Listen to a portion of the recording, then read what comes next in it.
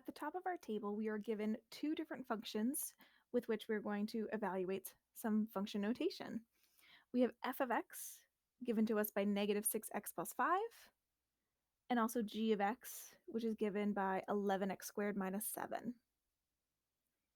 In our very first problem, problem A, we have 3 times f of negative 1 plus g of 2.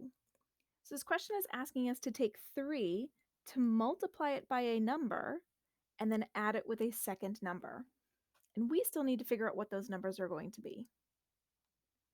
The first number is coming from f of negative 1. So we're going to use that f function and plug in negative 1.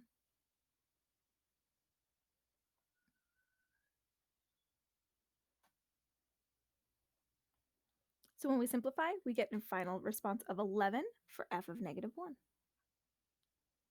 We're going to have to do the same for g of 2. We're going to use the g equation.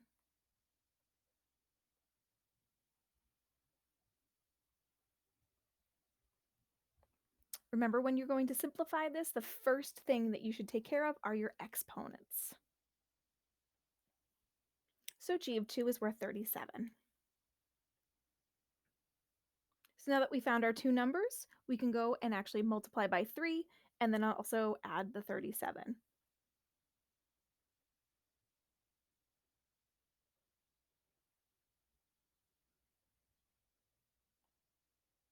Next up, we have g of x is equal to 4. So we're going to be using the g equation, but they didn't give us an x value to plug in. Instead, they gave us a y value of 4 to set our equation equal to. So that 4 that's listed over here will go in place of where the g of x is. 4 will be equal to the 11x squared minus 7. And then we're going to solve this equation to find as many possible answers for this equation. So we're going to start off adding 7, divide by 11.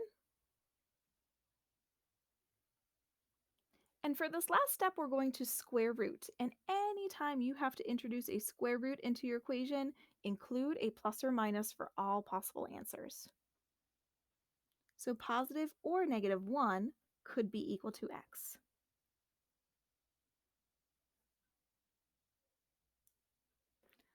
For our last problem, we are going back to the function of f, and we're going to go back to plugging things in for the x. But we're not just plugging in a single number, we're plugging in an entire expression. So f of 2x minus 3 will be taking negative 6 and multiplying it by the whole expression, and then we would add 5. And that expression in the middle is going to be the 2x minus 3.